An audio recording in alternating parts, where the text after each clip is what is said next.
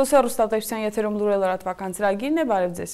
Շամբի մոտ 6 տասնյակ աշակերտներ շուտով կսովորեն նորակառույց դպրոցում։ Նախկինը ոչ տիպային էր եւ միաժամանակ ծառայում էր որպես հանրակացարան։ Դպրոցի նոր շենքը կառուցվում է Հայաստանի սոցներդրումների հիմնադրամի եւ մարզպետարանի համաֆինանսավորմամբ։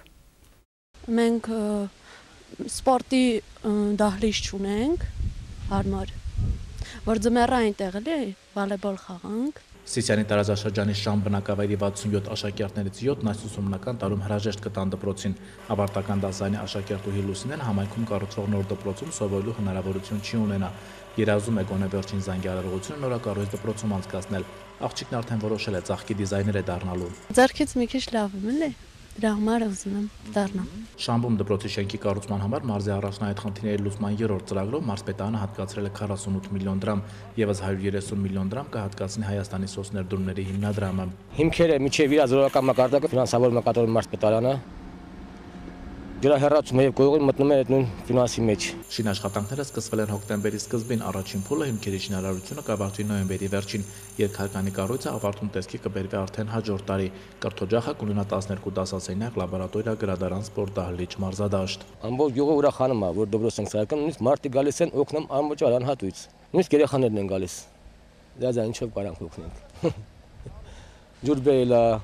երեխաների համար, ինչ ամեն ինչ ուզում են իրանք օգնեն մեզ։ Կամո Գևորգյան այն 14 տեղացի աշխատակիցներից, ով սրտացավությամբ եւ ամենայն պատասխանատվությամբ է մոտենում կատարվող աշխատանքներին։ Տարիներ հետո նաեւ նրա թոռներն են սովորելու նորակառույց դպրոցում եւ հպարտանալու, որ նաեւ իրենց պապն է մասնակցել դպրոցաշինությանը։ Կամուրենք սարքը, որ լավ լինի, լավ սովորեն, դառնան պիտանի մարդ Հայաստանի համար։ Երեխաների համար ավելի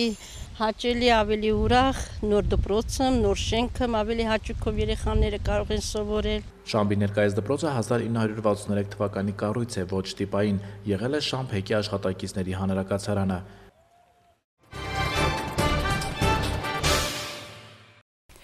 Պատմական միջավայրի պահպանության Սյունիքի մարզային ծառայությունն ամփոփում է անցնող տարին։ Տարվա ընթացքում տարբեր տարածաշրջաններում հայտնաբերվել են հուշարձաններ, արժեքավոր գտածոներ, դամբարանադաշտեր։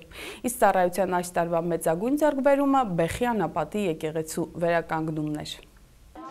Վերջին 2 տարիներին հնագետների ոտքը Սյունիքի մարզից չի կտրվում, տարբեր տարածաշրջաններում հայտնաբերված հուշարձանները, դամբարանադաշտերը, թանկարժեք գտածոները նորանոր պեղումների առիթ են տալիս։ Սիսիանի տարածաշրջանի Անգեղակոտ, Աղիտու ու ցամաքներում հնագիտական պեղումները ավարտվել են։ Պատմական միջավայրի պահպանության Սյունիքի մարզային ծառայությունը ամփոփում է կատարված պեղումների արդյունքները։ Դամբարանադաշտ ու բնակատեղի էր հայտնաբերվել Շահումյանի բազմամետաղային հանքավայրի տարածքում եւ քանի որ այդ տարածքը Շահումյանի հանքավայրի տարածքը իրացման տակ էր, այսինքն ամբողջովին նա հանքի շահագործման գոտի է, դրա համար ասենք արտահերթ կերպով նաեւ հնագիտության եւ ազգագրության ինստիտուտը պեղումներ իրականացրեց այդ տարածքներում։ Կոնկրետ այս պահին ընթացքի մեջ են միայն Շահումյանի հանքավայրում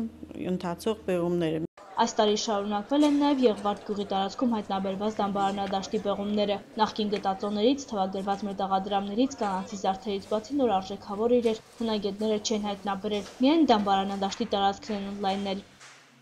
Եղվարդում այս տարի նաև մեկ այլ ծրագիր իրականացրեցինք, որը նախատեսել էինք անցած տարի եւ մնացել էր Թորոս իշխանի տապանակարի տեղափոխում, այսինքն վերաթաղում եկեղեցու տարածք։ Թորոս իշխանի տապանակարը գտնվում էր Եղվարդցիներից մեկի սեփական տան անմիջապես պատի տակ, մի անշուք վայրում։ Երբ որ եկեղեցին վերականգնեցինք, վերջացրեցինք Եղվարդի, այնտեղ նաև այդ միտքը առաջացավ, որ Թորոս իշխանի նման հայրենասեր, հայտնի վերջի իշխան մարդուն ամենևին վայել չէր, որ նրա տապանակարը մնար այդ պատի տակ դրված եւ որոշեցինք անպայման այդ վերաթաղում անել։ Ֆրանսիական երկիր մշակույթի հիմնադրամի կամավորները 2-3 շաբաթ կապանում էին։ Այս անգամ Բեխի անապատի եկեղեցու վերականգնմանը մասնակցեցին։ Խորհրդային տարիներին այդ եկեղեցին որպես գոմ է ծառայել եւ այս ընթացքում շինության հատակը 1 մետր հաստությամբ գոմախով էր ծածկվել։ Կամավորները մաքրել են ամբողջը, ինչպես նաեւ կտրել եկեղեցու տանիքին հասակ առած հաստավուն ծառերը։ Վեխի անապատում հիմնականում այս տարի ծառերի հատում իրականացվեց, մաքրվեց եկեղեցու ներսը, եկեղեցու ներսից գտնվեցին բավականին հետաքրքիր մանր խաչքարեր, ճարտարապետական բեկորներ, որոնք դասավորվեցին իրենց տեղում, գտնվեցին Վեխի անապատի եկեղեցու բեմի քարերը, որ բավականին պակասում էին, վերաշարվեցին այդ քարերը իրենց դիրքում, գտնվեց Սուրբ Սեղանը, որը տեղադրվեց էլի իր տեղում, եւ որոշակի մաքրման աշխատանքներ արվեցին նաեւ եկեղեցունքից Գավթի տարածքում։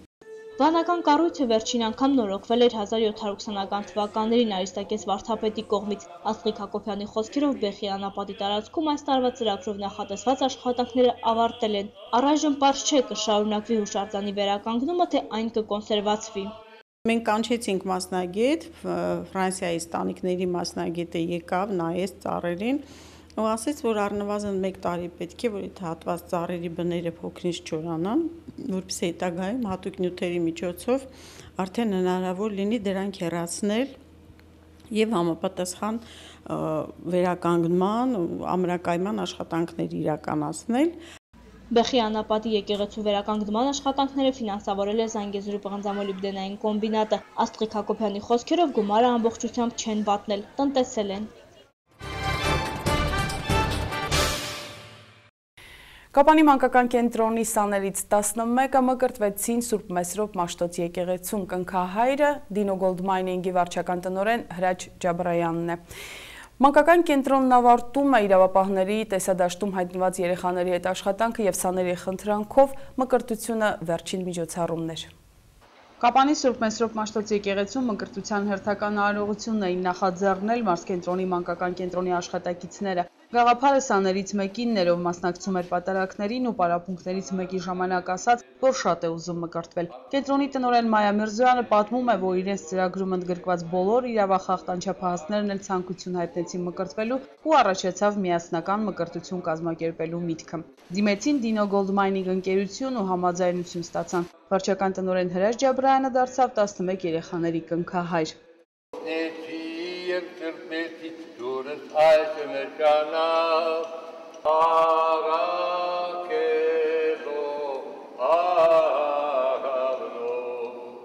Եղեգի դպրոցի աշակերտական գործարար ընկերության անդամներն էին եկել շնորհավորելու իրենց հասակակիցներին։ Օլգա Եվանգուլյանը դեռ չի մկրտվել, բայց ինքն էլ է ուզում իսկական քրիստոնյա դառնալ։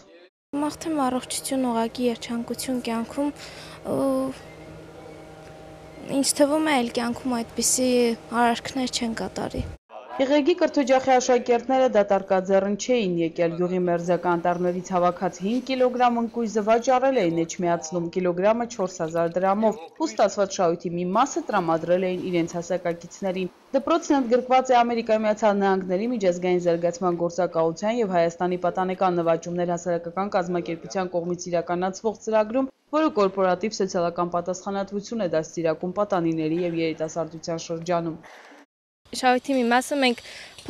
տրամադրել ենք Կապանի մանկական կենտրոնին, կյանքի դժվար պայմաններում այդ երեխաները հայտնվելով այդ կենտրոնում, որ մենք ցանկանում ենք մեր այս քայլով նրանց հասկացնել, որ մենք նրանց հետ ենք, նրանք միայնակ չեն։ Ծրագրի շրջանակներում, երբ որ ուսումնասիրեցին ԿՍՊ-ն, երեխաները կամավորության սկզբունքով որոշեցին անել որևէ բարեգործական գործ։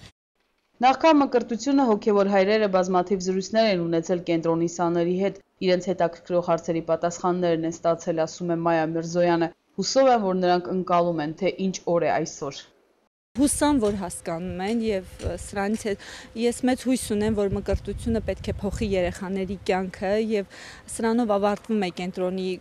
գործը այս երեխաների հետ, սրանով դրվում է վերջակետը երեխաների հետ աշխատանքում եւ հույս ունեմ, որ սա կդառնա այն լուսավոր կետը, որտեղից կսկսեն լուսավոր ճանապարհները եւ երեխաները կապրեն ավելի արժանապատիվ կյանքով, չխախտելով ոչ Աստծո պատվիրանները, ոչ մարդկային օրենքները։ Հուսամ։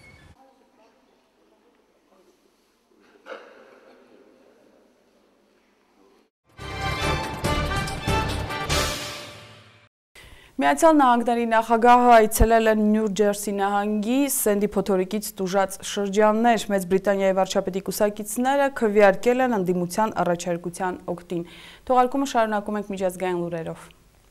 Հուզարած ստացվեց ԱՄՆ նախագահ Բարակ Օբամայի հանդիպումը Նյու Ջերսի նահանգում, որն ամենից շատ է տուժել Սենդի փոթորիկից։ Մինչ այդ Օբաման ուղղաթիռով դիտել էր աղետի շրջանները։ Նախագահի հետ շրջում էր Նյու Ջերսիի հանրապետական նահանգապետը։ Տեղի բնակիչների հետ հանդիպման ժամանակ Օբաման հայտարարել է, որ իշխանությունները կանեն ամեն ինչ աղետի հետևանքները շուտափույթ վերացնելու համար։ Նյու Ջերսիում փոթորիկից տուժել է 2.5 միլիոն ընտանիք։ Տուժածների մի մասի հետ հատուկ կենտրոնում հանդիպել է ամերիկյան վարչակազմի ղեկավարը։ Օբամայի խոսքով իշխանությունները ինչպես դաշնային, այնպես էլ տեղական կանեն ամեն ինչ, որ օգնությունը մարդկանց հասնի հնարավորինս արագ։ Նա խոստացել է թույլ չտալ բյուրոկրատական քաշքշուկներ։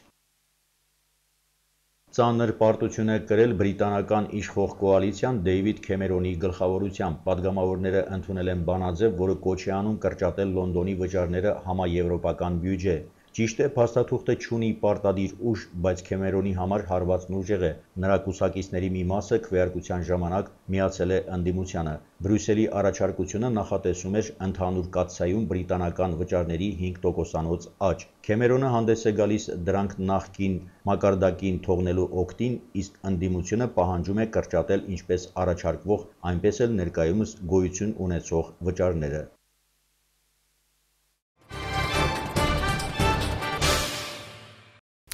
Օրվա լուրերն այսքանն էին, մինչ նոր հանդիպում։